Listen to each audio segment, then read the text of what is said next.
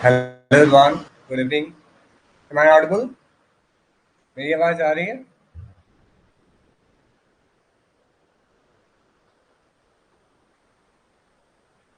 Good evening, good evening.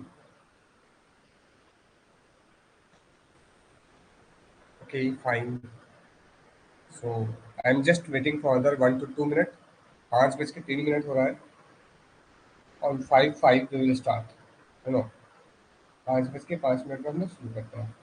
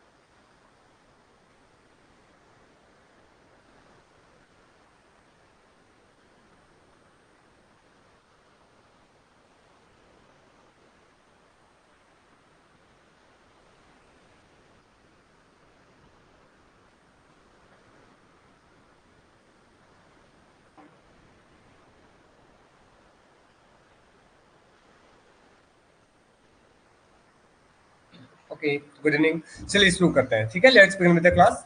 So I hope आप सभी तैयार हैं, बिल्कुल, है ना। और पेपर डिस्कशन करेंगे हम लोग, और मैं कोशिश करूंगा जल्दी जल्दी, जितना जल्दी हो सके हम इस पेपर को डिस्कस करें, ठीक है। तो जितने भी पॉलिटिकल साइंस से रिलेटेड खासतौर पर क्वेश्चन है इसमें, वो हम डिस्कस करेंगे। एक क्वेश्चन आपको पता है एग्जाम कल ही हुआ था, क्योंकि आपने कल कहा आप सभी ने कि इसे रियल से डिस्कस करना चाहिए, तो मुझे भी लगा यस, क्योंकि क्वेश्चन यहाँ से आपके एग्जाम के लिए भी इंपॉर्टेंट है, and yes this is important, ठीक है। तो चलिए let's begin with the class. So question number 1 देखिए, ये पूछा गया, और वैसे ये तो आपका जीएस का क्वेश्चन है कि कौन सा इनमें से आर्टिफिशियल पोर्ट है, तो इसका आंसर चेन्नई होगा, ठीक है। वैसे जो पॉलिटिकल साइंस और जो आपका रिसर्च से एसोसिएटेड है, मैं उसको जल्दी से आपको साथ डिस्कस कर रहा हूँ। एक क्वेश्चन आया था, which of the following is not a method of research. बताइए इसका क्या आंसर होगा। Which of the following is not a method of research? To comment what can be the correct answer? You can comment in the chat box. Chat box is open for you. बताइए इनमें से कौन आपका एक research का method नहीं है? सर्वेक्षण रिसर्च यानी कि survey method, philosophical method, historical method, observation method. Which among the following is not a method of research? Very good. The correct answer for this question would be option number B. ठीक है, इसका answer option number B होगा। Next question पूछा गया था, ठीक है, इनमें से कौन प्राइमरी डाटा कलेक्शन का सोर्स नहीं है? Literature review, interview, survey, observation. Which among the following is not A primary data collection source? क्या होगा इसका आंसर? ऑब्वियस सी बात है सर, जो हम लोग लिटरेचर रिव्यू करते हैं वो किसी और के द्वारा डाटा कलेक्ट करके किताबें लिखी जाती है, और ये सेकेंडरी डाटा में आता है, ठीक है। तो अगर आप फर्स्ट टाइम इंटरव्यू ले रहे हैं, सर्वे कर रहे हैं, ऑब्जर्वेशन कर रहे हैं, this all things are associated with primary research. Next question number 4 पूछा गया था, ठीक है। अब देखिए यहाँ पे कुछ पूछा गया था कि ग्रीन हाउस गैस से इनमें से कौन सा चीज नहीं होता है? तो आपको पता है sir, ozone layer depletion, global warming, CO2 fertilisation हो सकता है। इनमें इंक्रीज इन बायोडाइवर्सिटी ये नहीं हो सकता है, ठीक है। तो इसका ऑप्शन नंबर डी होगा करेक्ट आंसर, ठीक है। इसके बाद इस क्वेश्चन का आंसर बताइए, विच of the following is not A characteristics of formative assessment in teaching? इनमें से कौन सा करेक्ट आंसर होगा? और क्वेश्चन नंबर 5 का बताइए। हम कोशिश करेंगे जितना जल्दी जल्दी कर सके, क्योंकि हमारे पास 1 घंटा है, और 1 घंटा में कोशिश करेंगे पूरा पेपर 1 से 1 घंटा 15 मिनट में हम लोग पूरा कवर कर ले, ठीक है। चलिए, सो देखिए, हमने आपको क्लास में पढ़ाया था कि जो फॉर्मेटिव असेसमेंट है, फॉर्मेटिव असेसमेंट कभी लास्ट में नहीं होता, ये हमेशा सब्जेक्ट के बीच में होता है। जब आपका कोर्स चल रहा होता है, एक क्लास में होते हैं, उसके बीच में होता है ये, ताकि आपकी प्रिपरेशन को चेक किया जाए और फिर उसमें सुधार किया जाए। तो conducted at the end of the course, ये गलत है। Option number C is the correct answer for this question. ये बताइए, आत्मीय सभा की स्थापना किसने की थी? हु फाउंडेड आत्मीय सभा? हाँ बिल्कुल, एंड में आपका समेटिव होता है, बीच में फॉर्मेटिव होता है। तो आत्मीय सभा की स्थापना किसने की थी? और आत्मीय सभा की स्थापना किसने की थी? हु फाउंडेड आत्मीय सभा? और कब एस्टैब्लिश हुआ था आप बताएंगे चैट बॉक्स में। When this body was established, बताइए। आत्मीय सभा राजा राम मोहन रॉय, वेरी गुड। कब बना था ये?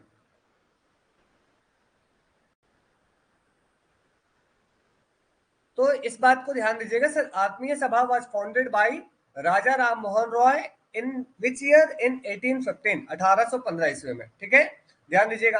फिर देखिए करंट अफेयर्स रिलेटेड क्वेश्चन आया था कभी रिसेंटली, बहुत न्यूज में था कि भारत के युवा शतरंज खिलाड़ी हैं जिन्होंने you know chess world champion, मतलब वर्ल्ड चेस चैंपियन जो है वो जीते थे, गुकेश, ठीक है, ये क्वेश्चन आया था। इसके बाद ये क्वेश्चन देखिए, क्वेश्चन नंबर 8 आपके हमारे मतलब पॉलिटिकल साइंस से रिलेटेड है कि पार्लियामेंट्री फॉर्म ऑफ गवर्नमेंट में क्या होता है? क्या होगा इसका करेक्ट आंसर? हालांकि कल भी हमने इसका डिस्कस किया था, तो मुझे उम्मीद है आप सभी को इसका आंसर पता होगा। सर हमारे यहाँ क्या होता है, जो काउंसिल ऑफ मिनिस्टर होते हैं ये रिस्पॉन्सिबल होते हैं lower house of the parliament, मतलब एग्जीक्यूटिव जो होते हैं वो लेजिस्लेचर के प्रति रेस्पॉन्सिबल होते हैं, ठीक है। तो option number B is the correct answer, ठीक है, option number B for this question would be the correct answer, ठीक है। Next question number 9, green house gas प्रभाव नहीं डालती है, do not cause green house effect, किस गैस, इनमें से कौन सा वो गैस है जो ग्रीन हाउस गैस नहीं है, बताइए। Which among the following gas is not a green house gas?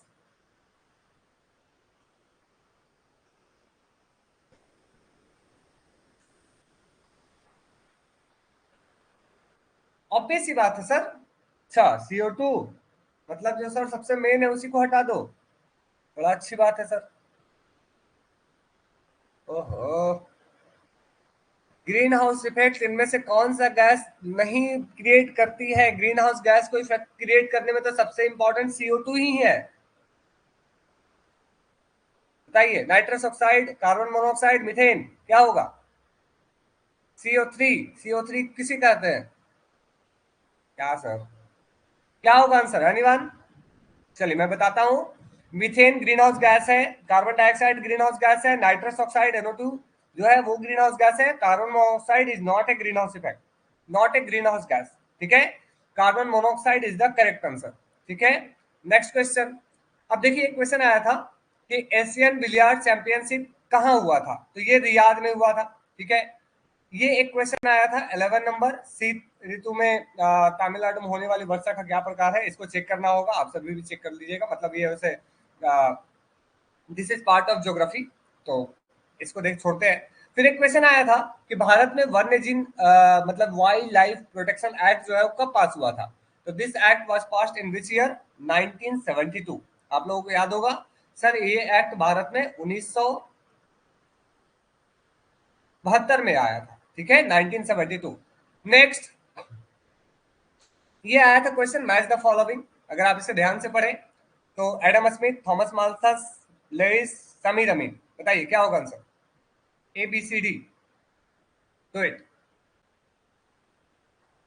वो सारी चीजें जो हमने क्लास में डिस्कस किया है वो सारी चीजें आई है एग्जाम में, क्या होगा आंसर इसका? वेल्थ ऑफ नेशंस किसकी बुक है सर? वेल्थ ऑफ नेशंस जो है वो एडम स्मिथ की है। समीर यमीन की क्या है, आपको हमने पढ़ाया है, अनइक्वल एक्सचेंज, मतलब डी का ऑप्शन नंबर 3, डी का ऑप्शन नंबर 3 कहाँ है सर? यहाँ है, ए का ए यहाँ है, मतलब ऑप्शन नंबर क्या होगा? C is the correct answer, got it, option number C is the correct answer. आप सभी ए कैसे बता रहे हैं? बहुत अच्छा बात है sir, the correct answer would be option number C, ठीक है। ये सब क्वेश्चन में गलत नहीं होना चाहिए। देखिए एक ऐसे आया था, अब देखिए दिलचस्प बात ये है, उड़ीसा से काफी सवाल आया था, तो उड़ीसा में ये आया था भुवनेश्वर में जो पुरी के मंदिर है वो कौन सी शैली में बनाई गई है, आपको पता है? Do you know? Vesara, Nagara, Dravida, none of the above, none of the above, Nagara शैली में क्रिएटेड है वो, जहां तक मुझे भी पता है, ठीक है। कलिंगा को ही हम लोग नागर भी कहते हैं, ठीक है, कलिंगा जो है, कलिंगा और नागर लगभग सिमिलर टाइप का होता है, मैंने देखा था इसे सर्च करके, ठीक है, एक बार देखिएगा आप भी। तो इसका आंसर लगता है मुझे बी होना चाहिए। वैसे अगर आप कलिंगा बोल रहे हैं तो कलिंगा ही है, बट कलिंगा के अलावा नागर भी है। ठीक है, चलिए आगे बढ़ते हैं। 15 नंबर क्वेश्चन एक आया था, बताइए क्या होगा इसका आंसर। चुनाव आयोग से related, election commission of India से रिलेटेड क्वेश्चन आया था। कौन सा इनमें से ट्रू है बताइए, पढ़िए ध्यान से। जितना जल्दी पढ़ेंगे उतना जल्दी जवाब दीजिए। कम, काफी सारे क्वेश्चन करने हैं हमें।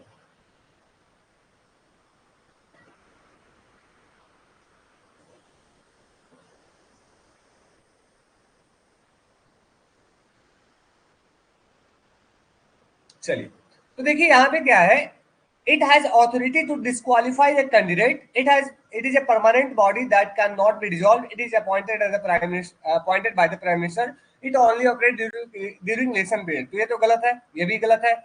इसके बाद चूंकि ये प्रेसिडेंट जो होते हैं वो अपॉइंट करते हैं इलेक्शन कमिश्नर ऑफ इंडिया को। इसके बाद देखिए, it has authority to disqualify the candidate, एक ये था और एक ये था। आपको पता है कोई अगर डिस्प्यूट होता है तो उसमें सुप्रीम कोर्ट ऑफ इंडिया जो है वो डिसीजन लेता है। ठीक है, सुप्रीम कोर्ट ऑफ इंडिया जो है वो डिसीजन लेता है। तो इट इज परमानेंट बॉडी, क्योंकि इसका मेंशन कहाँ है, आर्टिकल नंबर 324 में। This particular thing has been mentioned in which article, article number 324 of the Indian Constitution। ठीक है, तो option number B is the correct answer. Next आगे बढ़ते हैं। ये था एक क्वेश्चन कि प्रोजेक्ट मेथड इन टीचिंग में किसने इस्तेमाल किया है। वैसे अगर आप देखेंगे तो बताइए इसका आंसर क्या होगा। प्रोजेक्ट मेथड इन टीचिंग का इस्तेमाल किसने किया है, who used the project method in teaching, John Dewey. ठीक है, अगर आप देखेंगे इसमें तो जॉन डीवे पहले इस्तेमाल करते हैं और बाद में प्रोफेसर हर्ट कैलपैट्रिक जो है इसे फेमस करते हैं। अब देखिए आयोग इसका आंसर क्या मानती है एग्जैक्टली। ठीक है, तो ऐसे आप ध्यान रख सकते हैं, इसका आंसर ऑप्शन नंबर बी है। वैसे सी जो है कैलपैट्रिक वो काफी इंपॉर्टेंट इसमें योगदान देते हैं। इसके बाद ये आया था, भारत में सबसे अधिक बॉक्साइट कहाँ होता है बताइए। छत्तीसगढ़, उड़ीसा, झारखंड, कर्नाटका। सबसे ज्यादा बॉक्साइट कहाँ होता है, the answer would B Orissa. ठीक है, उड़ीसा में सबसे ज्यादा बॉक्साइट होता है। ये क्वेश्चन आया था, ये आया था आपके कंप्यूटर से क्वेश्चन कि वीपीएन नेटवर्क जो होता है, वीपीएन इसका फुल फॉर्म क्या है। तो वीपीएन का आपको पता होगा, वर्चुअल प्राइवेट नेटवर्क। ठीक है, इसका करेक्ट आंसर होगा वर्चुअल प्राइवेट नेटवर्क। ठीक है, याद कर लीजिएगा, अगर याद नहीं हो तो प्लीज बी केयरफुल। चलिए नीचे वाला का आंसर बताइए, इनमें से कौन नॉन वर्बल कम्युनिकेशन है, which among the following is non verbal communication, क्या होगा आंसर इसका, what will be the correct answer. Non verbal communication, eye से इशारा करना, आंखों से इशारा करना, कुछ बोलकर बताना, कुछ स्पर्श करके बताना, कुछ लिख के बताना। Very good, the correct answer would be written. ठीक है, ध्यान दीजिएगा, written communication, written communication is non verb, it is verbal. ध्यान दीजिएगा, ये वर्बल है, यहाँ पे पूछा है not type of non verbal. तो आई कॉन्टेक्ट, वॉइस और टेक्टाइल, ये तीनों जो है ये आपका नॉन वर्बल है।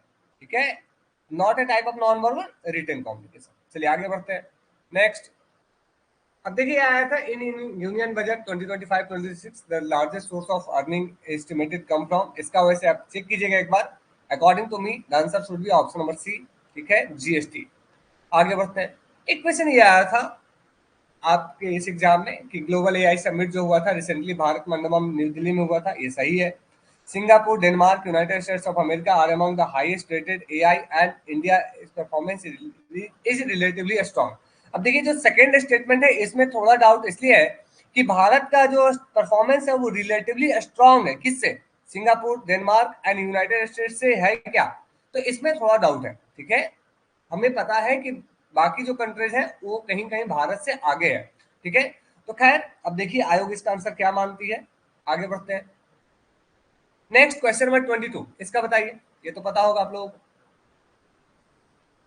क्वेश्चन नंबर 22, इसका आंसर बताइए। The estimate committee is constituted from member of which house of the parliament, ये तो आंसर पता होगा। It consist of total of 30 members and all are from Lok Sabha. इसमें टोटल 30 मेंबर्स होते हैं और सभी के सभी जो है वो आपके लोकसभा से होते हैं। ठीक है, इस बात को ध्यान रखिएगा। नेक्स्ट, अब देखिए ये आया था क्वेश्चन, बाल गंगाधर तिलक, शौकत अली, महात्मा गांधी, बहादुर शाह जफर, मैच कीजिए क्या होगा बताइए। देखिए, खिलाफत आंदोलन शौकत अली, 1857 का रिपोर्ट आपको पता होगा बहादुर शाह जफर, उस समय लीडर के तौर पर देखा गया। स्वदेशी मूवमेंट तिलक, ठीक है, और महात्मा गांधी नॉन कॉपरेशन। मतलब ए का देखेंगे तो आपका 3, ये दोनों में से कोई आंसर हो सकता है। बी का देखेंगे तो 1, मतलब ये हो जाएगा, और सी का 4, मतलब option number A is the correct answer.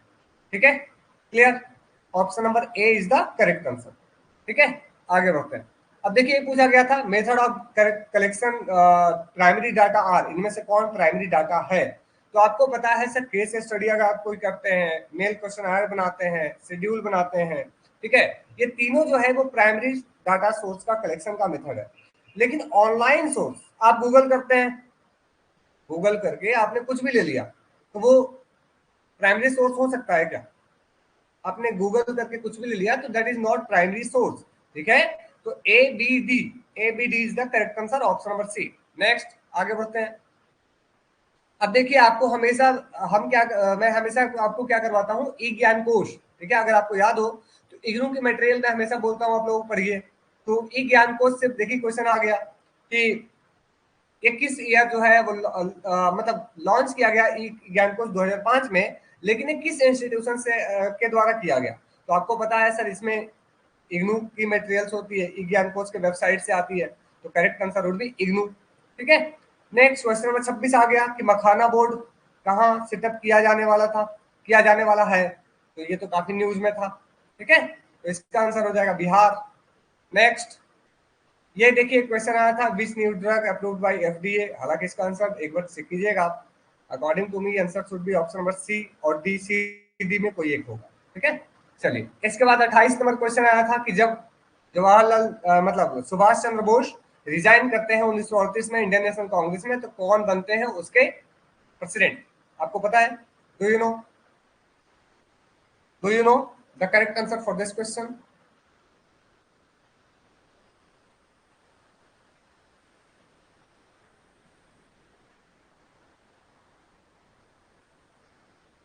The correct answer would be option number D. ठीक है, Rajendra Prasad, D. Next question, अब देखिए वाईफाई हम लोग सभी यूज करते हैं, तो वाईफाई से जुड़ा हुआ एक सवाल आया था, पढ़िए इसे। When using public Wi-Fi, what is recommended practice to enhance security? Security के लिए आप क्या करेंगे, सारे सिक्योरिटी का ऑप्शन को बंद कर देंगे, नहीं। Access sensitive account without any restrictions, no. Use VPN to encrypt your connection, yes. Share your connection with others, no. तो correct answer would be option number C. ठीक है, देखिए क्वेश्चन जितने भी पूछे जा रहे हैं बहुत प्रैक्टिकल क्वेश्चन पूछे जा रहे हैं। अब ये राज्य का माता गोमाता अभी कुछ दिन पहले न्यूज में था, 20 से 25 दिन पहले ये पूछ लिया गया, आंसर वुड बी महाराष्ट्र। ठीक है, तो ये था आपका फर्स्ट 30 क्वेश्चन। तो आप सभी भी जब भी एग्जाम देंगे असिस्टेंट प्रोफेसर का, तो ये देखिए इसी तरह के सवाल आपसे पूछे जाएंगे। ठीक है, चलिए अब पॉलिटिकल साइंस पे आते हैं। तैयार है आप सभी, ready everyone, should we go, तैयार है रंजीता, दीपिका, अर्पिता, उपासना, हाँ चलिए लेट्स गो, लेट्स स्टार्ट। पढ़िए इस क्वेश्चन को, पढ़िए क्वेश्चन नंबर 31 को।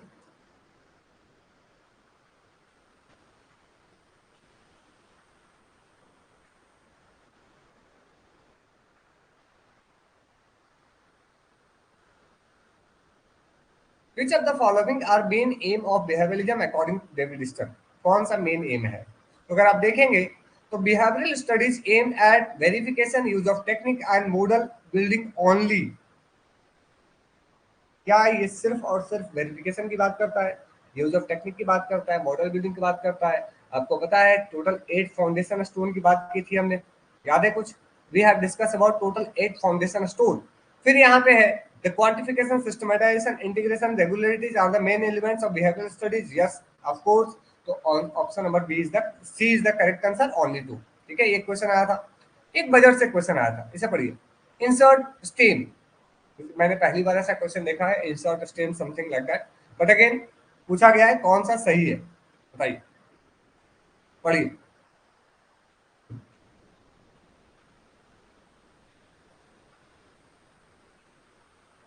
चलिए, budgetary process passes through certain stages in parliament, बिल्कुल कई सारे स्टेज होते हैं। It begins with presentation of budget in the house, बिल्कुल प्रेजेंट किया जाता है निर्मला सीतारमन जो भी फाइनेंस मिनिस्टर होते हैं उनके द्वारा। Budget is passed after general discussion on its provision, no, budget तुरंत पास नहीं हो जाता है, उसमें कई सारे मोशंस लाए जाते हैं, कई सारे रिकमेंडेशन किए जाते हैं, knoll knoll. Appropriation bill is part of general budget, yes, क्या आप बता सकते हैं कौन सा आर्टिकल है जो अप्रोप्रिएशन बिल की बात करता है? वो कौन सा आर्टिकल है जो अप्रोप्रिएशन बिल की बात करता है? एनीवन?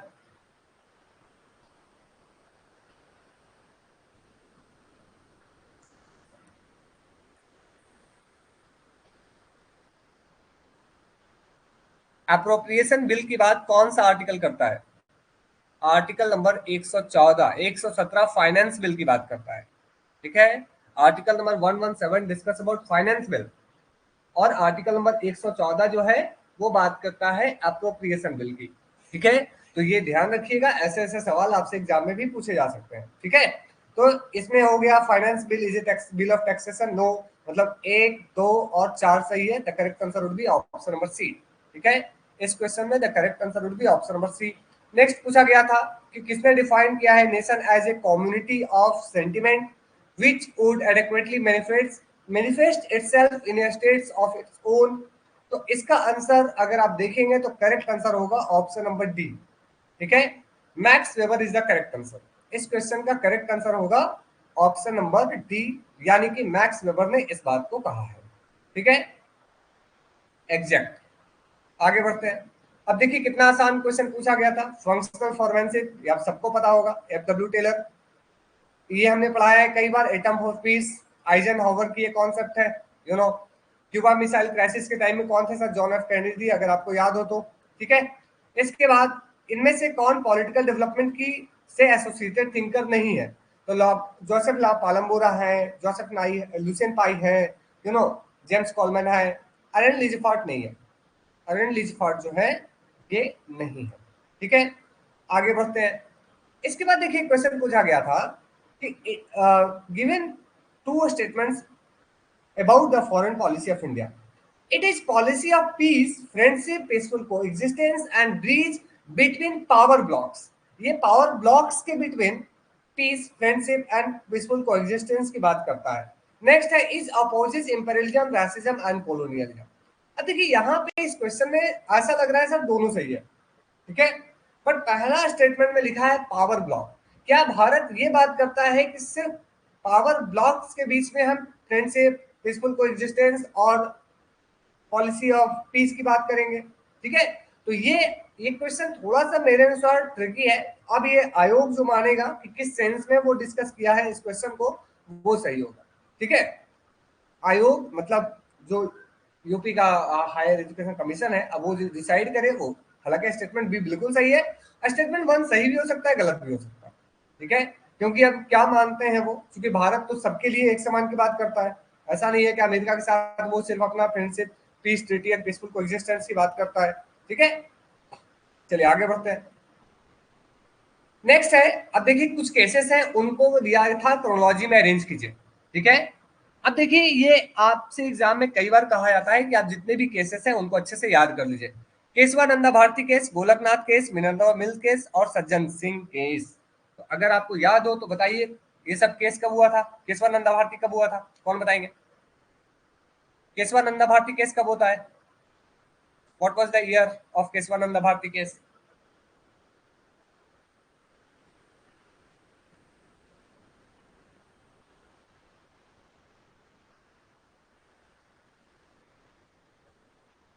चलिए वेरी गुड।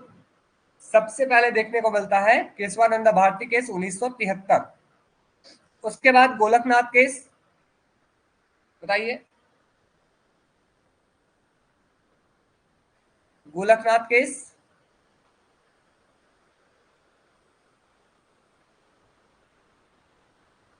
1960, मिनर्वा मिल्स 1980 और सज्जन सिंह केस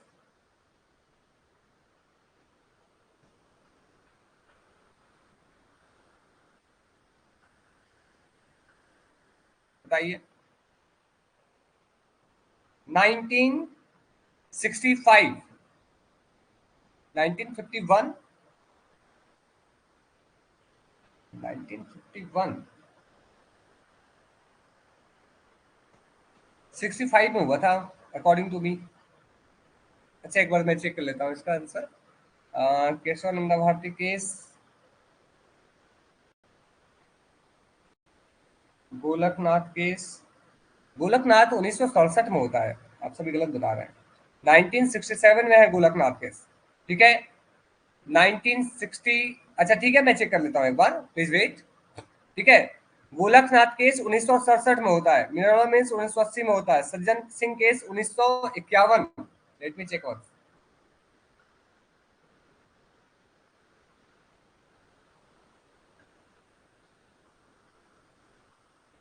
1951 में ऐसा कुछ नहीं है ना।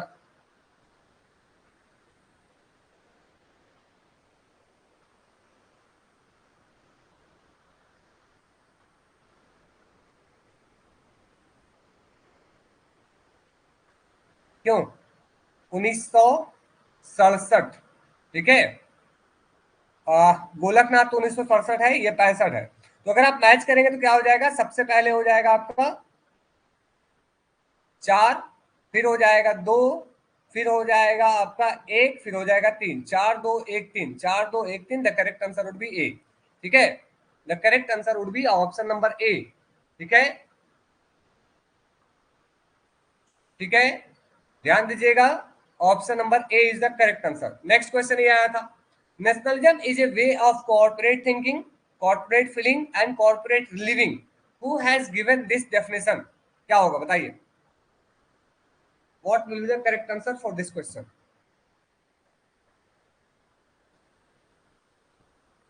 संकटी हुआ था, वो शंकरी प्रसाद था। देखिए इसका आंसर जो है मैंने सर्च करने की कोशिश की है, एग्जैक्ट टू कॉपी है, सेम टू सेम नहीं मिला मुझे स्टेटमेंट कोटेशन, बट अगेन इसका आंसर मुझे लग रहा है ऐसा ऑप्शन नंबर सी होना चाहिए, ठीक है।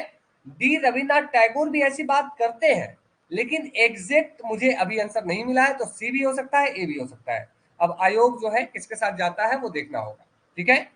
गॉट इट, क्लियर, समझ पा रहे हैं? ए और सी, सी और डी दोनों में से हो सकता है, लेकिन सी ज्यादा मुझे लग रहा है करेक्ट होना चाहिए, ठीक है। एक ये क्वेश्चन आया था, consider the following statement and indicate the incorrect one. कौन सा गलत है वो आपको बताना है। पहला, constitution has defined the qualification for a person to be appointed as the election commissioner. क्या कॉन्स्टिट्यूशन क्वालिफिकेशन की बात करता है? तो हाँ बिल्कुल करता है। Next, constitution has defined the grounds for माफ कीजिएगा, constitution has not defined the ground for removal of the election commissioner.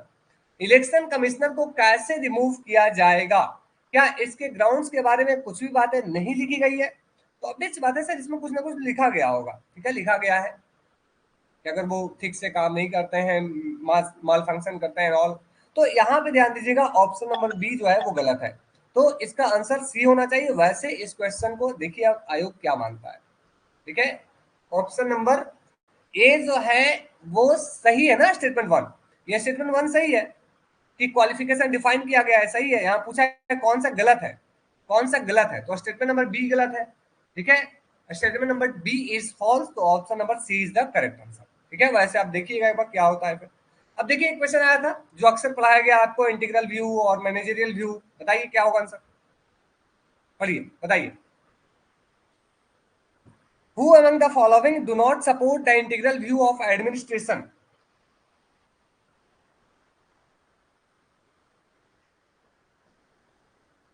Integral view of administration को सपोर्ट कौन नहीं करते हैं? क्वेश्चन ध्यान से पढ़िएगा, ध्यान हटी दुर्घटना घटी।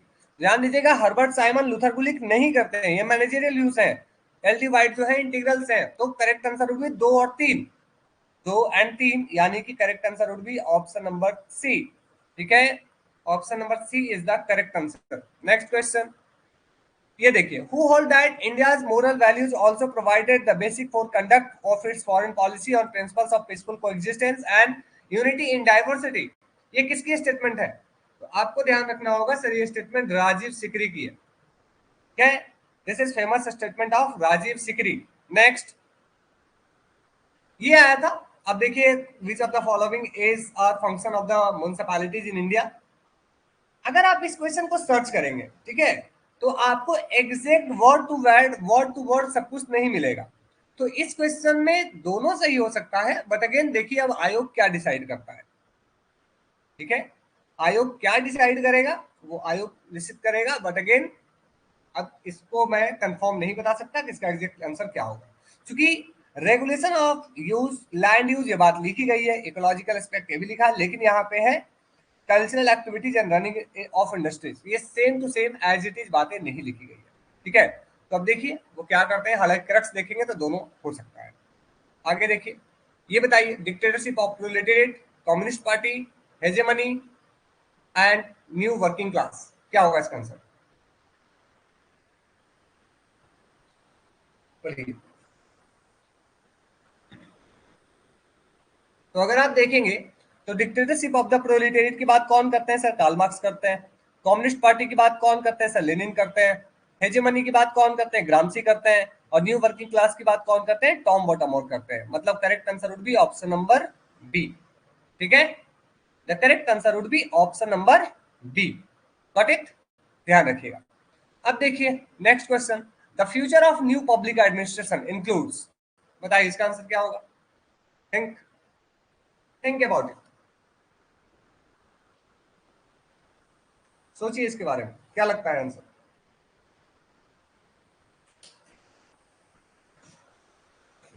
अब देखिए, जब आप पढ़ेंगे न्यू पब्लिक एडमिनिस्ट्रेशन, जो मिनो ग्रुप कॉन्फ्रेंस होता है, फ्रैंक मैरिनी चेयर करती है 1968 में एंड ऑल, तो इसमें आपको क्लाइंट फोकस देखने को मिलता है, पोस्ट पॉजिटिविज्म बिल्कुल, क्योंकि वहां पे वैल्यूज की बात की जाती है, डीब्यूरोक्रेटाइजेशन की बात होती है, पीपल सेंट्रिक बनाने की कोशिश होती है, डेमोक्रेटिक डिसीजन मेकिंग भी होता है, और डिसेंट्रलाइजेशन ऑफ एडमिनिस्ट्रेटिव प्रोसेस, क्योंकि ये जो है 3 4 5 ये तीनों एक दूसरे से एसोसिएटेड है। ठीक है, सो अकॉर्डिंग टू मी इसका आंसर बी होना चाहिए, बट देखिए आयोग क्या मानता है एग्जैक्टली, ये डिपेंड करेगा, क्योंकि अब देखेंगे तो ये जो 3 और 4 जो है 3 4 5 ये एग्जैक्ट सेम टू सेम उसमें बातें नहीं लिखी हुई है। ठीक है, बट अकॉर्डिंग टू ऑप्शन अगर आप देखेंगे तो इसका आंसर बी होना चाहिए। बाय द वे एक बार चेक कर देगा। चलिए नेक्स्ट, अब देखिए आया था, ये क्लास में हमने डिस्कस किया है, अगर आपको याद हो तो हमने डिस्कस किया है पहले नॉन अलाइनमेंट मूवमेंट, जब भी मैं पढ़ा रहा था आपको तो याद कीजिए हमने डिस्कस किया था कि किसने इंटरनेशनल हॉक्स कहा है, अगर आपको याद हो तो हमने डिस्कस किया था, और the correct answer would B कॉलोनल Gaddafi. ठीक है, कर्नल गद्दाफी ने इस बात को कहा था, आपको याद होगा हमने क्लास में डिस्कस किया है। ठीक है, इसके बाद फेडरलिज्म सिस्टम को किसने self rule and share rule की तरह एक्सप्लेन किया है? इसका आंसर होगा ऑप्शन नंबर बी। ठीक है, अब देखिए यहाँ पे लिख दिया है स्पेलिंग में फ्लैजर, अगर आप ध्यान से देखेंगे तो यहाँ पे फ्लैजर है, बट आगे के लिए आप लोग ध्यान दीजिए, जो थिंकर है उनका नाम है इलाजर। ठीक है, डैनियल इलाजर, जो थिंकर है उनका नाम है डैनियल इलाजर, यहाँ पे लिख दिया गया है फ्लैजर, तो इसका आंसर होगा ऑप्शन नंबर बी। नेक्स्ट देखिए, ये पंचायती राज की जो कमिटीज है वो तो पीछे पीछे हर एग्जाम में आता है, तो आप इनको जरूर ध्यान रखिएगा। Ashok Mehta 1977, L M Singhvi 86, GK B Rao committee 85, और थुंगन 88। तो इसको मैच करेंगे तो ऑब्वियस सी बात है सर, पहले 1 फिर 3 फिर 2 फिर 4, 1 3 2 4, the correct answer would B. ठीक है, तो एक देखिए, ये जो आपका पीआरआई कमिटीज है वो अक्सर एग्जाम में पूछ दिया जाता है, फिर चाहे कोई भी एग्जाम हो। ठीक है, तो इसको जरूर ध्यान रखिएगा। अब ये पूछा गया था, देखिए कितना आसान क्वेश्चन, डेविड स्टन का जो कॉन्सेप्ट है पॉलिटिकल सिस्टम का, वो ओरिजिनली किस सब्जेक्ट से या किससे डराइव किया गया था? तो अगर आपको याद हो, if you can remember it, बताइए इसका आंसर क्या होगा? डेविड स्टन ने सिस्टम अप्रोच का इस्तेमाल किया सर, इसमें थे लुडविग बॉन मंटलफी, जो बायोलॉजी से थे, अगर स्ट्रक्चरल फंक्शनल अप्रोच आता तब एंथ्रोपोलॉजी हो सकता था, डोनोवस्की एंड ऑल सब यूज करते थे, बट यहाँ पे जो सिस्टम अप्रोच की बात की गई है तो इसका होगा बायोलॉजिकल साइंस। याद रखिएगा, option number D is the correct answer. ठीक है, आगे बढ़ते हैं। अब देखिए ये एक क्वेश्चन ऐसा है जिसमें आपको थोड़ा सोचना पड़ेगा और डिस्प्यूटेड भी है। This is disputed question. पढ़िए, बताइए क्या होगा।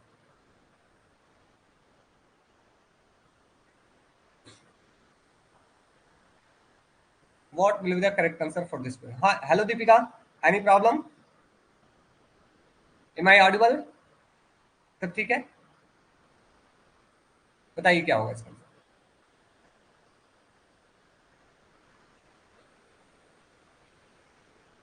देखिए इस क्वेश्चन में थोड़ा प्रॉब्लम है। ठीक है, अगर आप देखेंगे तो न्यू लिबरलिज्म से एसोसिएटेड कौन है सर? सिंपल सी बात है, जोसेफ नाई है। ठीक है, तो अगर आप देखेंगे एक लाइन में ऐसे, तो इसका आंसर ऑप्शन नंबर सी होना चाहिए। बट अगर आप आगे देखेंगे तो फ्रीज जकरिया मानते हैं सर ये नियो क्लासिकल रियलिज्म है, नियर रियलिज्म से एसोसिएटेड है, मतलब नियो क्लासिकल रियलिज्म से। तो ए का होना चाहिए आपका ऑप्शन नंबर एक। तो ए का ऑप्शन नंबर एक, मतलब अगर देखेंगे तो एग्जैक्ट तो नहीं है, बट ये पे जरूर है कि फ्रीज जकरिया जो है वो नियो क्लासिकल रियलिज्म से एसोसिएटेड है। ठीक है, बट चलिए रियलिज्म से है मान लिए। बट यहाँ पे देखेंगे आप, रेनॉल्ड नेबुर जो है वो कौन सा हो जाते हैं? दो नियो रियलिज्म नहीं, रेनॉल्ड नेबुर जो है ये भी लिबरलिज्म से एसोसिएटेड है। तो यहाँ पे थोड़ा सा देखिए क्वेश्चन में क्या होता है finally decide, but option number C मानकर चलते हैं। ठीक है, you can choose it which can be the correct answer. Got it? चलिए आगे बढ़ते हैं, नेक्स्ट क्वेश्चन। अब देखिए ये जो कॉन्फ्रेंस आप लोग हमेशा पढ़ाया जाता है, Rio de Janeiro, Kyoto protocol, Copenhagen conference, Bali conference. तो रियो और समिट कब होता है? 1992 में। क्योटो प्रोटोकॉल 1997 में, कोपेनहेगन 2009 में, और बाली 2007 में। आई थिंक एक बार देख लीजिए, चेक कर लीजिए। बाली कॉन्फ्रेंस 2007, एम आई करेक्ट? हाँ, 2007 में होता है। ठीक है, तो अगर आप ऐसे मैच करेंगे इसे तो क्या हो जाएगा sir? A B D C, A B D C, A B D C मतलब एक दो चार तीन, A is the correct answer. ठीक है, तो देखिए क्वेश्चन जो आ रहे हैं वो ऐसा नहीं है, अभी तक कोई ऐसा क्वेश्चन मिला जो सर पढ़ा हुआ नहीं था। एक क्वेश्चन सेल्फ रूल वाला जो क्वेश्चन था फेडरलिज्म को लेकर, वो थोड़ा सा पढ़ा, वो मैंने क्लास में डिस्कस नहीं किया। बाकी जितने सारे क्वेश्चन है सब कुछ लगभग लगभग हमने क्लास में डिस्कस किया है। ठीक है, आगे बढ़ते हैं। विच of the following is not a feature of power? इनमें से कौन पावर का फीचर नहीं है? अब देखिए, it is delegated from above, बिल्कुल ये ऊपर से नीचे आता है। It is a marginal managerial right, बिल्कुल ये मैनेज करने में, प्रबंधन करने का अधिकार होता है, बिल्कुल। This is a right to assign work to subordinate, बिल्कुल ये एक ऐसा अधिकार है जिससे आप सामने वाले को, बगल वाले को, नीचे वाले को क्या करते हैं? काम बताते हो, भैया ये काम करो। इसके बाद it is always delegated below, ये थोड़ा सा गलत है, क्योंकि ये आप अपने पास वाले को भी या किसी और को भी कर सकते हो। It is always delegated below, ये गलत हो जाएगा। तो option number C is the correct answer. ठीक है, इस क्वेश्चन में C is the correct answer. Next 53। अब देखिए स्टेटमेंट दिया हुआ है, public administration is an instrument of realisation of goals of government, बिल्कुल सही है। It in 18th century German scholars felt interested in the branch of academic inquiry, बिल्कुल ये भी जर्मन स्कॉलर जो 18th सेंचुरी में इसकी बात करना शुरू करते हैं। तो इसका आंसर होना चाहिए बोथ करेक्ट। ठीक है, नेक्स्ट। इनमें से देखिए अभी क्लास में हमने कुछ दिन पहले डिस्कस किया था ओ और एम, इसकी सिफारिश किसने की थी? तो इसकी सिफारिश किसने की थी सर? अप्लबाई कमेटी ने की थी, 1953 में बनाया गया था। ठीक है, संथरम 1962 में बनाया गया। ठीक है, इस बात को आप ध्यान रख सकते हैं। चलिए आगे बढ़ते हैं। अब देखिए क्वेश्चन आया था, करेक्ट इनकरेक्ट कौन सा मैच्ड है? बताइए इनमें से कौन इनकरेक्टली मैच्ड है? Which among the following is not correctly matched?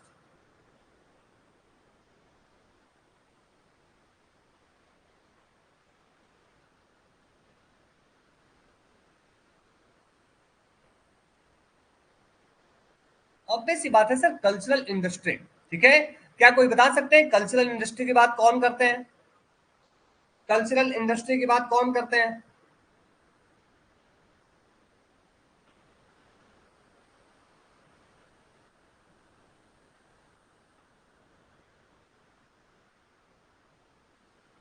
Cultural industry की बात कौन करते हैं? Robert Putnam sir.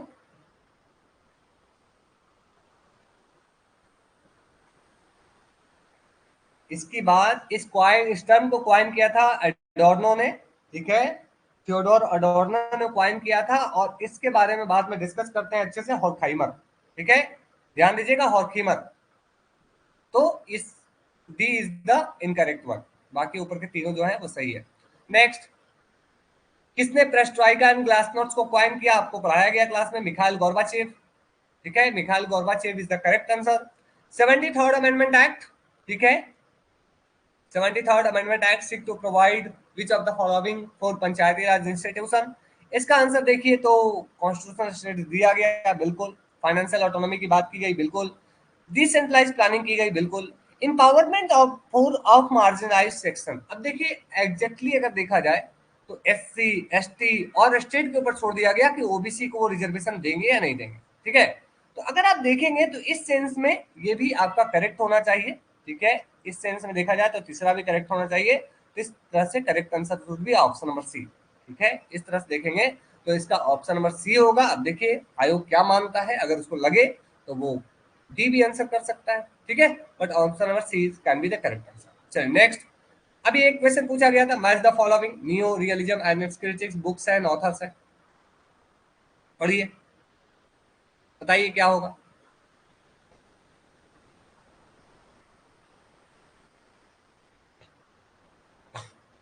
सोचिए, new realism and its critics, roots of realism, man versus the state, ये तो पढ़ाया है क्लास में, केनेथ वॉल्श। अर्थशास्त्र, कौटिल्य, मतलब सी का हो जाएगा दो, डी का हो जाएगा एक, दो और एक, the correct answer would be option number C. यही तो फायदा है इसमें, समझ रहे हैं, the correct answer would be option number C. Next, अब देखिए कैडर पार्टी, अब लोग क्लास में हमने डिस्कस किया है, कैडर पार्टी की बात कौन करते हैं, बताइए कौन करते हैं कैडर पार्टी की बात, याद कीजिए जब हम पढ़ रहे थे political party system. Cadre party की बात कौन करते हैं? डुबर्जर करते हैं, ऑब्वियस सी बात है। मास, कॉकस, सेल, मिलिशिया, उसके बाद मास पार्टी, कैडर पार्टी, ये कौन करते हैं? Option number C. इसके बाद सुशासन और विकास के लिए भागीदारी उन्मुख नागरिक समाज यानी कि participative civil society for development and good governance report जो होता है 1992 में आता है, ठीक है, इस बात को आप ध्यान रख सकते हैं। इसके बाद देखिए इनमें से कौन है जो एडवोकेट करेंगे सबसे ज्यादा political rights for the citizen, बताइए। तो ऑब्वियस सी बात है सर, जब भी सिटीजन राइट की आती है बात, तब लिबरल थ्योरी जो है सबसे आगे आता है, यू नो, लिबरल थ्योरी सबसे आता है। आपको कंफ्यूजन हो सकता है, प्लूस्टिक थ्योरी भी हो सकता है। प्लूस्टिक थ्योरी हमेशा ये पावर को लेकर करता है, या बोल सकते हैं आप तो प्लूस्टिक थ्योरी हमेशा सॉवरेन को खत्म करने की बात करता है, ठीक है। तो उस हिसाब से देखेंगे तो इसका ऑप्शन में बी होना चाहिए अकॉर्डिंग टू मी। आगे बढ़ते हैं। द मार्शल प्लान किस लिए लाया गया था? ये तो सबको पता होगा कि अमेरिका जो सेकेंड वर्ल्ड वॉर के बाद यूरोप में डिवेस्टेशन हुए थे, उसको फिर से रिकंस्ट्रक्ट करने के लिए, फिर से बनाने के लिए क्या किया गया सर, फिर से रीबिल्ड करने के लिए यूरोप को लाया गया था प्लान, ठीक है, ऑप्शन नंबर सी। नेक्स्ट 63, देखिए question, which of the following is are correct, the idea of new public management 1950 के दशक में आया था? बिल्कुल नहीं आया था, 1980 के दशक में आया था, याद कीजिए, सेकंड मिनुब्रू कॉन्फ्रेंस 1988। क्रिस्टोफर वुड ने इस टर्म को कॉइन किया था, yes. It is standard prescription for lining public sector, इसका हिंदी देख लीजिए एक बार, मतलब बीमार सार्वजनिक क्षेत्र के लिए एक मानक उपचार है। न्यू पब्लिक मैनेजमेंट इसलिए लाया गया था ताकि जो पब्लिक सेक्टर अच्छे से काम नहीं कर पा रहे हैं उसमें थोड़ा प्रोडक्टिविटी, थोड़ी इफिशियंसी बढ़ाई जाए, बिल्कुल सही है। इसके बाद 3E की बात की गई थी, क्या बता सकते हैं 3E कौन कौन सा था? What were the 3E?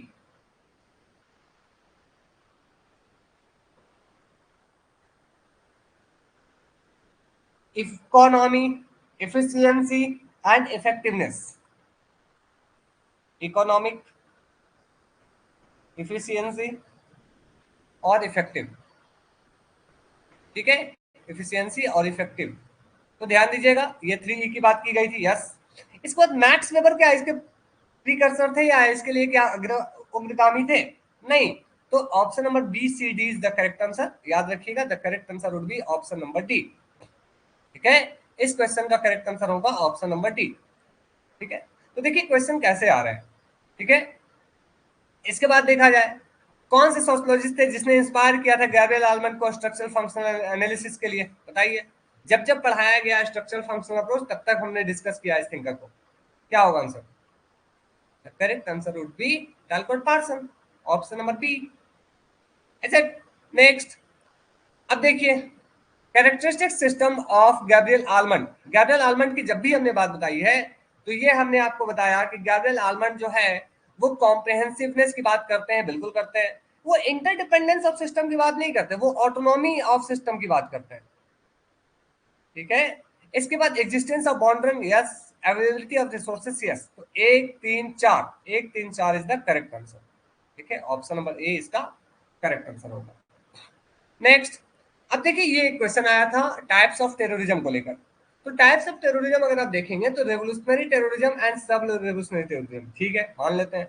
Ideological terrorism, bio terrorism, eco terrorism, ये भी है सही। लेकिन बात यह है कि सर यहाँ ओनली लिख दिया है। क्या टेररिज्म का टाइप, टेररिज्म का टाइप सिर्फ आइडियोलॉजिकल, बायो और इको टेररिज्म होता है? नहीं, इसके और भी टाइप्स होते होंगे ना।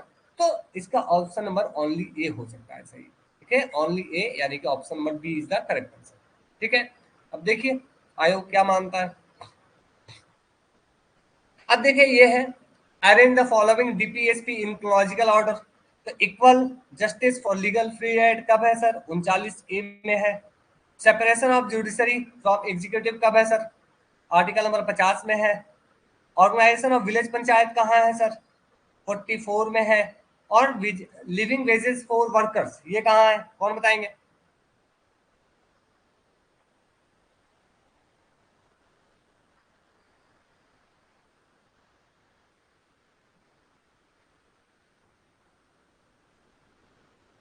ये 43 में है।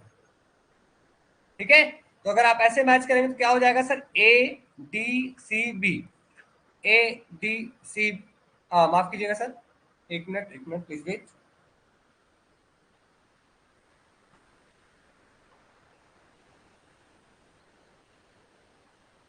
Okay okay okay, please wait. हाँ 43 में है। ठीक है, मतलब क्या हो जाएगा? 1 4 3 2, 1 4 3 2, 1 4 3 2। देखिए कोई भी ऑप्शन में नहीं मिल रहा है ये। ठीक है, कोई भी ऑप्शन में नहीं मिल रहा है। कहाँ मिल रहा है? 1 3 4 2, 1 3 4 2, 1 3 4 2, कहाँ मिल रहा है? 1 3 4 2, 1 4 3 2 होगा ना?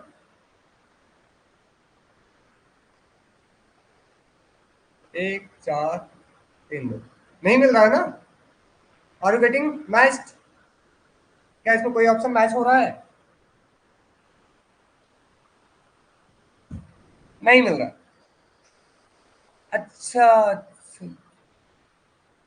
ओह, sorry sorry sorry sorry sorry sorry, ये 40 होगा ना? माफ कीजिएगा, ये 40 हो जाएगा। ठीक है, ये 40 है आपका ऑप्शन नंबर। ठीक है, दिस इज 44 नहीं है, ये 40 है।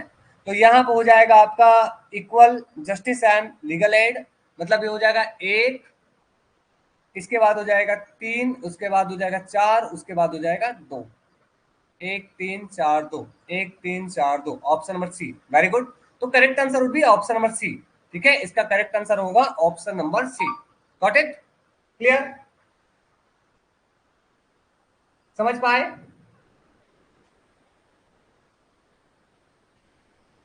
इसका ऑप्शन नंबर सी होगा। चलिए आगे बढ़ते हैं। देखिए क्वेश्चन आया था, article is related to regional agreements in the charter of UN. तो इसमें है आपका आर्टिकल नंबर 52 53 54। ठीक है, option number C is the correct answer. 52 53 और 54, ये है करेक्ट आंसर। ठीक है, अब देखिए ये क्वेश्चन आर्टिकल नंबर 19 से, ये भी हमेशा आता है कई सारे एग्जामों में, ये कई बार आया है क्वेश्चन। अरेंज कीजिए क्रोनोलॉजी में। तो आपको बताया है हमने 19A मतलब बोलना, 19B मतलब बैठक करना विदाउट आर्म्स, और 19C बैठक करने के बाद भी नहीं मानोगे तो हम ऑर्गेनाइजेशन बना लेंगे, ऑर्गेनाइजेशन बनाने के बाद भी अगर नहीं मानोगे तो हम घूमेंगे, घूमने के बाद भी नहीं मानोगे तो हम क्या करेंगे सर? जाकर रहेंगे, और रहेंगे उसके बाद क्या करेंगे? प्रोफेशन करेंगे। ठीक है, तो यहाँ पे देखेंगे तो सबसे पहले हो जाएगा असेंबल, ऑप्शन नंबर 4। उसके बाद हो जाएगा फॉर्म एसोसिएशन, 2। उसके बाद रिसाइड, उसके बाद प्रोफेशन, मतलब 3 और फिर 1। 4 2 3 1, 4 2 3 1, option number D is the correct answer. ठीक है, इस तरह से correct answer would be option number C या डी। सी होगा या डी होगा? 4 2 3 1 होगा ना?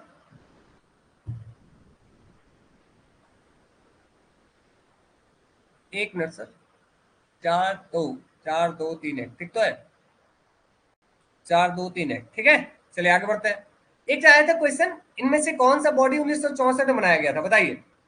एआरसी बनाया गया था, सीबीसी बनाया गया था, नेशनल ह्यूमन राइट्स कमीशन बनाया गया था, सीबीआई बनाया गया था। कौन सा बॉडी बनाया गया 1964 में? The body was form was CVC, central vigilance commission. CBI 1963, ठीक है, याद रखिएगा। तो ये भी हमने क्लास में डिस्कस किया था, और मुझे कुछ दिन पहले ही, जस्ट बिफोर समडे। इसके बाद स्पॉइल सिस्टम जो है सबसे ज्यादा किस राष्ट्रपति के अंतर्गत हुआ था? तो याद रखिएगा, जैक्सियन प्रणाली भी इसे कहते हैं। जो स्पॉइल सिस्टम है अमेरिका में, उसको हम लोग जैक्सियन प्रणाली भी कहते हैं। तो ये राष्ट्रपति जैक्सन के अंतर्गत हुआ था, ठीक है। Option number D is the correct answer. Next question, not a feature of presidential form of government. तो याद है आपको sir, no difference between head of the state, head of the government, दोनों एक ही होता है। फिक्स टेन्योर 4 साल America के राष्ट्रपति, सेपरेशन ऑफ पावर मॉन्टेस्क्यू ने दिया है, वहां पे है बिल्कुल। यहाँ पे limited power of the legislature, आपको पता है वर्ल्ड की जो सबसे हाईएस्ट मोस्ट पावरफुल जो second organ of the second chamber of the legislature या पार्लियामेंट है, वो अमेरिका की सीनेट है, ठीक है। तो अगर ये वीक होगा तो फिर कैसे होगा, लिमिटेड होगा तो कैसे होगा? तो ऑप्शन नंबर ए जो है इसका करेक्ट आंसर, ठीक है। Option number A is the correct correct answer. Next, in Weberian formulation bureaucracy is not to be confused with civil services, बिल्कुल। Weberian formulation has been characterised by value neutrality, ठीक है। तो according to मी दोनों statement जो है इसमें सही है, और दोनों एक दूसरे को एक्सप्लेन नहीं कर रहा है, ठीक है। ऑप्शन नंबर सी होना चाहिए, ऑप्शन नंबर सी होना चाहिए। बट देखिए आयोग क्या मानता है, ऐसे क्वेश्चन में ऊपर नीचे हो सकता है, ठीक है, क्योंकि ये इंटरप्रेटेड क्वेश्चन है। आगे बढ़ते हैं। अब देखिए जॉन लॉक से सवाल पूछा गया था कि इसको क्रोनोलॉजी में अरेंज कीजिए। तो जॉन लॉक सबसे पहले क्या करते हैं, नेचुरल राइट्स की बात करते हैं, उसके बाद स्टेट ऑफ नेचर होता है, उसके बाद वो सिविल सोसाइटी के एस्टेब्लिशमेंट की बात करते हैं, और उसके बाद कॉन्ट्रैक्ट कर लेते हैं। इस अनुसार अगर देखेंगे तो natural rights, state of nature, civil society और contract. The correct answer would be option number C, D, ठीक है सर। लास्ट में सिविल सोसाइटी होगा क्या? ऑप्शन नंबर सी, ठीक है, सी। तो इन चीजों का ध्यान रखना है। अब देखिए नेक्स्ट क्वेश्चन है, not A element of national interest, national interest का एलिमेंट नहीं है, पावर है, पीस है। अब वॉर और प्रोटेक्शन ऑफ कल्चर यूनिटी के बीच में डिफरेंस आपको लग सकता है, अंतर लग सकता है। लेकिन देखिए किसी भी कंट्री का प्राइम जो कंसर्न होता है वो अपनी कल्चर को बचाने का तो होता है, कल्चर को प्रमोट करने का तो होता है, ठीक है, वॉर नहीं होता है, ठीक है। Option number C is the correct answer. अब देखिए ऑर्गेन्स्की का मॉडल हमने पढ़ा था कुछ दिन पहले ही, class we have discussed in the comparative class. सबसे पहले वो क्या करेंगे सर, इंटीग्रेट करेंगे, उसके बाद क्या करेंगे सर, इंडस्ट्रियलाइजेशन करेंगे, उसके बाद क्या करेंगे सर, पब्लिक वेलफेयर, और लास्ट में अबंडेंस, ठीक है। तो करेक्ट आंसर वुड बी 1 2 4 और 3, 1 2 4 3, option number C is the correct answer, ठीक है। 1 2 4 3, option number C is the correct answer. Next, अब देखिए एक क्वेश्चन आया था, consider the following statement and choose the correct one. A no confidence motion does not involve disgrace or manipulation or moral turpitude, but only a disapproval of the government body policy. अब देखिए ऐसा है कि ये जो statement है इसका हिंदी अगर आप पढ़ेंगे तो जो अविश्वास प्रस्ताव लाया जाता है उसमें कोई नैतिक अधमता का अपमान लांछन सम्मिलित नहीं होता, बल्कि सरकार की नीतियों का अस्वीकृति है। तो ये स्टेटमेंट आपको एक बार में सही लग सकता है या गलत भी लग सकता है, ठीक है। ये क्वेश्चन जो है वो अकॉर्डिंग टू मी, देखिए नेक्स्ट स्टेटमेंट को अगर पढ़ेंगे तो it an impeachment motion will practically amount to the renunciation of president public career, मतलब प्रेसिडेंट जो है उनका जो सार्वजनिक जीवन है वो तबाह हो जाता है, ठीक है। तो अब ये क्वेश्चन इंटरप्रेटिव है, ये क्वेश्चन जो है थोड़ा सा इंटरप्रेटिव है, करेक्ट लग भी सकता है गलत भी लग सकता है। बोलेंगे तबाह हो गया मतलब क्या, दोबारा कभी इलेक्शन नहीं लड़ सकते? सोचिए, क्या वो कभी इलेक्शन नहीं लड़ सकते? क्या वो फिर से कोई एमपी एमएलए नहीं बन सकते? बन सकते हैं सर, ऐसा क्या है, समझ रहे हैं? तो अब ये क्वेश्चन ऐसा है जिसको अब देखना होगा कि आयोग क्या मानता है, ठीक है, व्हाट आयोग थिंक अबाउट दिस, इसलिए इस क्वेश्चन को मैं यही रखता हूँ। नेक्स्ट आगे बढ़ते हैं। अब देखिए ये क्वेश्चन बताइए इसका क्या आंसर होगा। हाँ, सेकेंड ऑप्शन कंफ्यूजिंग है, देखिए क्या होता है इसमें। इसे बताइए, planning commission originally idea of British economy, no. India adopted from Soviet Union, yes. Jawaharlal Nehru, our main architect, yes. India had implemented 15 5-year plan, no. Total 12 था। और presently NITI Aayog is manifestly a planning in the country, yes. तो इसमें हो जाएगा 2, 3 और 5, ठीक है। 2, 3, 5 is the correct answer, option number A. Got it? Option number A can be the correct answer for this question. आगे बढ़ते हैं। अब देखिए काफी आसान क्वेश्चन आया था, डिस्कोर्सेस किसकी है सर? मैकियावेली की है। डी कॉर्पोरे किसकी है? हॉब्स की है। ये लॉक की है और ये रूसो की है। तो इसमें मैच करने का ऑप्शन ऑप्शन नंबर 4 हो जाएगा। बहुत आसान है, कोई परेशानी की बात नहीं है। Which of the following statement regarding direct recruitment is not correct? ठीक है, डायरेक्ट रिक्रूटमेंट के बारे में, सीधी भर्ती के संबंध में कौन सा सही नहीं है? तो सीधी अगर भर्ती होती है तो फ्लैश ब्लड जाता है, बिल्कुल सही है। इससे क्या होता है? डेमोक्रेसी मतलब सभी को इक्वल पार्टिसिपेशन का मौका मिलता है, बिल्कुल सही है। It broadens the idea area of recruitment, ये भी सही है। लेकिन क्या ये साथ में प्रमोशन का भी एरिया को वाइड करता है? नो। अगर आपका सारा डायरेक्ट रिक्रूटमेंट हो रहा है तो प्रमोशन की जो एरिया हो वो तो कम हो जाएगी, समझ रहे हैं? इस तरह से the answer should be option number 4 या option number D. Got it? समझ पाए?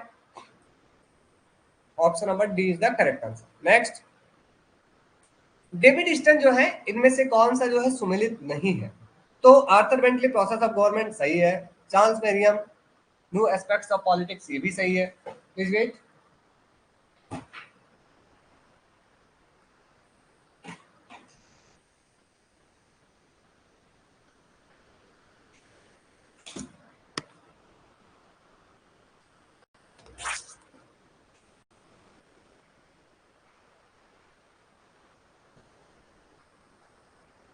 चलिए, new aspects of politics Charles Merriam, ये भी सही है। ग्राहम वालस की ह्यूमनिटेरियन पॉलिटिक्स, यही सही है।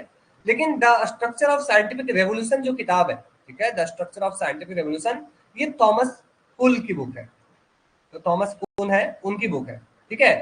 तो बिल्कुल 1962 की बुक है। तो ये आपका ऑप्शन नंबर ए इसमें से इनकरेक्टली मैच्ड है, ये सिंपल। इसके बाद शीत युद्ध का इस्तेमाल किसने किया था? Who use the term? तो आपको पता होगा सर, बर्नार्ड बारूच ने यूज किया था, ठीक है। इसके बाद which of one of the following school argue that concept of sovereignty be removed from the political theory? Obvious सी बात है sir, option number B. Pluralism जो है, बहुलवाद जो है, वो कहता है कि जो हमारा सॉवरेनिटी है, संप्रभुता है, वो एक जगह नहीं है बल्कि अनेक जगहों पे है, ठीक है। तो इस बात को ध्यान रख सकते हैं आप, you can keep in your mind, ठीक है। आगे बढ़ते हैं। निष्पादन बजट देखिए क्लास में हमने डिस्कस किया था, 1968 में आया था। इसके बाद ये देखिए, वेलफेयर एडमिनिस्ट्रेशन कौन सा करेक्ट है बताना है। Welfare administration develop in industrial society, सही हो सकता है। It's out to address social problems of industrial society, सही हो सकता है। It deals with the issue of poverty, sickness of and other suffering, सही हो सकता है। It involves delivery of host of social service to people, ये भी सही हो सकता है आपका। लेकिन private sector has no role, क्या वेलफेयर एडमिनिस्ट्रेशन में पब्लिक का कोई काम नहीं होता?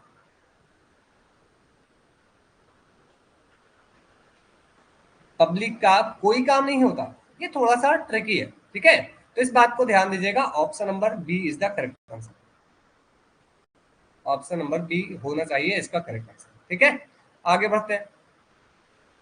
अब देखिए 86, empirical mode of comparative research जो है वो किस अप्रोच से एसोसिएटेड है? तो एम्पिरिसिज्म, बिहेवियरिज्म से आता है, व्यवहारवाद से आता है, ठीक है। तो option number A is the correct answer. Next, Ambedkar से लेटेस्ट स्टेटमेंट आया है, Ambedkar believed in natural theory of right, बिल्कुल सही है। He wanted to emphasise individuality of rights, ये भी सही हो सकता है, ठीक है। मतलब उनके अनुसार देखा जाए तो राइट्स को कभी खत्म नहीं किया जा सकता, कोई छीन नहीं सकता, ठीक है। तो इसमें बोथ स्टेटमेंट ट्रू। इसके बाद देखेंगे तो नरेगा से एक क्वेश्चन आया था, NREGA was pass in 2006, no. कब पास किया गया? 2005 में। बाउट इन फोर्स 2006, बिल्कुल 2006 में। इसे लागू किया गया था। Initially implemented 100 districts, no, 200 district में लागू किया गया था। ये सही है, ये गलत है, ये गलत है। हाँ ये सही है पहला, ठीक है, माफ कीजिएगा, सॉरी, ये गलत है। इसके बाद इट सिक्योर 100 डेज वर्क, बिल्कुल सही है। It aimed at eradication of poverty, बिल्कुल सही है, मतलब B D E, B D E is the correct answer, option number D, ठीक है, B D E is the correct answer. चलिए, केसी वियर ने क्या कहा है क्वासी फेडरल, ये बहुत आसान क्वेश्चन है। कोलंबो एग्रीमेंट 1962 में हुआ था, किस से हुआ था? देखिए इसमें काफी बच्चे कंफ्यूज थे कि सर ये तमिल प्रॉब्लम होगा, इंडिया श्रीलंका का कुछ डिफरेंस होगा, नहीं, ये इंडो चाइना वॉर के टाइम के बाद हुआ था, ठीक है, ये हुआ था इंडो चाइना वॉर के बाद, यानी कि B should be the correct answer. इसके बाद आपको पढ़ाया गया है सर जो गैब्रियल आलमंड एंड बर्बा का है सिविक कल्चर, यू यू जिम, ठीक है, USA, UK, Germany, Italy, Mexico, तो Mexico is the correct answer. Power in political context means power over man, over minds and actions of the other man, ये आपका मॉर्गेनथाउ की स्टेटमेंट है, ठीक है, this is statement of Morgenthau, ये आप ध्यान रख सकते हैं। इसके बाद कौन सा इनमें से फीचर इंडियन फेडरलिज्म का है? डिवीजन ऑफ पावर है, शेड्यूल 7, सेपरेशन ऑफ पावर नहीं है भारत में, इंडिपेंडेंट जुडिशरी है, लीडरशिप ऑफ प्राइम मिनिस्टर नहीं, या रिटन कॉन्स्टिट्यूशन है, मतलब 1, 3 और 5 ऑप्शन के अनुसार देखेंगे तो D should be the correct answer, ठीक है, D should be the correct answer for this question, got it. आगे बढ़ते हैं। अब देखिए क्वेश्चन थोड़ा सा ऐसे हो गया है, तो इसको सीधा कैसे किया जाए देखता हूँ। अच्छा चलिए ऐसे ही हम लोग इसको कर लेते हैं। अच्छा मैं यहाँ से करवा देता हूँ, ठीक है, प्लीज वेट।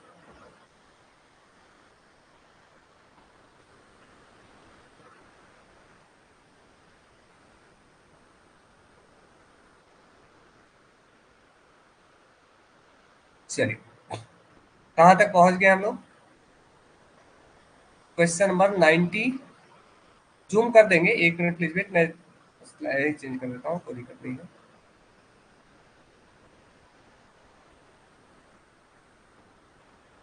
चलिए, so we have question number 94 now, ठीक है। अब देखिए यहाँ पे आया था कि which of the following feature not a feature of liberal democracy, तो लिबरल डेमोक्रेसी में लोगों की फ्रीडम की जरूरत होती है, बिल्कुल, right to organise political party, ये भी होता है, इलेक्शन अंडर न्यूट्रल एजेंसी, ये भी होता है, बट सेंट्रलाइज प्लानिंग नहीं होता, यहाँ पे डिसेंट्रलाइज प्लानिंग पे फोकस किया जाता है, ठीक है। So the correct answer would B क्या होना चाहिए? गॉट इट, इस क्वेश्चन का करेक्ट आंसर होना चाहिए ऑप्शन नंबर ए। Next 95 number question. अब देखिए ये क्वेश्चन यूजीसी नेट में पहले पूछा गया है, which of the following civil service are mentioned in the constitution of India, तो आईएएस, आईपीएस और आईएफएस। आईएफएस का मतलब इंडियन फॉरेस्ट सर्विस, ये तीनों मेंशन किया गया है, ठीक है, तो ये एबीसी अकॉर्डिंग टू ऑप्शन ये होना चाहिए इसका करेक्ट आंसर, ये यूजीसी नेट में भी पहले पूछा जा चुका है क्वेश्चन, ठीक है। अब देखिए क्वेश्चन पूछा गया था, not which of the following statement are correct, electoral reforms are much desired, बिल्कुल डिजायर्ड है, B P Jeevan Reddy opposed state funding election, yes oppose करते हैं, Indrajit committee supported, yes support करते हैं, electoral reforms have now been accepted by parliament. अब देखिए according to option देखेंगे तो पहला 3 जब सही हो गया, और ये डी ऑप्शन जो है इसमें थोड़ा कंफ्यूजन है, ठीक है, ऑप्शन नंबर डी अगर देखेंगे तो डी में कंफ्यूजन है, ठीक है, D is not always correct, तो अगर आप देखें तो इसका करेक्ट आंसर होना चाहिए option number A B C, यानी कि ऑप्शन नंबर बी, माफ कीजिएगा बी, ठीक है, इसका आंसर होना चाहिए ऑप्शन नंबर बी। नेक्स्ट, स्वदेशी boycott strike constituted core of Tilak ideology, बिल्कुल तिलक ने स्वदेशी बाइकॉट स्ट्राइक की बात की थी, yes. These ideas were later adopted by Ambedkar to pursue his goals for social justice. ऐसा देखने को आप लोगों को मिला है क्या? कभी कभी आपने पढ़ा ऐसा कि तिलक की जो आइडिया थी स्वदेशी बहिष्कार, इसके बाद उन्होंने एक्सेप्ट की थी या इसको लेकर आगे बढ़ा था? मुझे नहीं, मैंने कहीं नहीं देखा, और मुझे लगता है जो रीजन है इसका वो गलत है। ठीक है, रीजन इज फॉल्स, तो इसका आंसर ए होना चाहिए। A is correct, R is not correct. ठीक है, इसके बाद अगर आप देखें तो ये देखिए, which of the following does not mean does not concern the UPSC, UPSC से कौन एसोसिएटेड नहीं है? तो रिक्रूटमेंट करता है, डिसिप्लिनरी मैटर करता है, अब यहाँ पे दो में कंफ्यूजन है, क्या ये प्रमोशन करता है, क्या ये क्लासिफिकेशन ऑफ सर्विसेज करता है? तो प्रमोशन में एडवाइस करता है। ठीक है, तो इस तरह से ऑप्शन नंबर सी नहीं होगा, ऑप्शन नंबर ए हो सकता है। क्लासिफिकेशन करने का काम जो है ये पार्लियामेंट का है। ठीक है, क्लासिफिकेशन करने का जो काम है ये पार्लियामेंट का है। ठीक है, ध्यान देखिएगा। नेक्स्ट 99, भारत में कौन कौन से वीटो है? तो पॉकेट वीटो है, एब्सोल्यूट वीटो है, सस्पेंसिव वीटो है, क्या नहीं है सर? क्वालिफाइड वीटो अमेरिका के राष्ट्रपति के पास में। ठीक है, तो इसका आंसर होना चाहिए 1 2 3, option number D is the correct answer. ठीक है, इस सवाल का जवाब होगा option number D. Got it? चलिए आगे बढ़ते हैं। Next, what is the system of governance in the PRI, Panchayati Raj institution? तो आपको पता है सर, भारत में जो आमतौर पर पीआरआई सेटअप किया गया वो 3 सिस्टम शेयर किया गया है, मतलब 3 टायर स्ट्रक्चर सेटअप किया गया है, विलेज, ब्लॉक और डिस्ट्रिक्ट लेवल में। Got it? क्लियर? समझ पाए?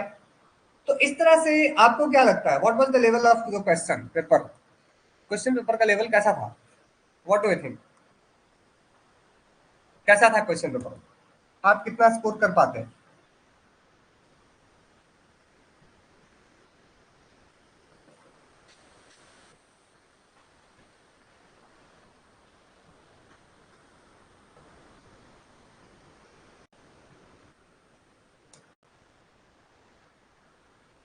मॉडरेट है ना? मॉडरेट है, इजी, बहुत ज्यादा टफ नहीं है। हाँ, 4 5 आप इतना कह सकते हैं सर, इसमें से 6 से 7 सवाल ऐसे हैं जिसमें कंफ्यूजिंग है, जिसमें कंफर्म कुछ भी नहीं कहा जा सकता। ठीक है, लेकिन आमतौर पे देखेंगे तो question wise not very difficult. ठीक है, क्वेश्चन बहुत ज्यादा ऐसा नहीं है। हाँ, ये है कि क्वेश्चन बहुत फैक्चुअल है। क्वेश्चन जो ऐसा है कि सर अगर फैक्ट याद ना हो तो फिर बहुत मुश्किल होगी। समझ रहे हैं? कुछ क्वेश्चन ऐसे हैं जो आसानी से आप एलिमिनेट कर सकते हैं, you know, you can eliminate. ठीक है, तो आप सभी आने वाले एग्जाम में, अभी मुझे उम्मीद है आप सभी ने फॉर्म भर दिया होगा हरियाणा का, एम आई करेक्ट? कम से कम अर्पिता और उपासना आपने भरा होगा, दीपिका आपने भरा है हरियाणा असिस्टेंट प्रोफेसर का एग्जाम का फॉर्म?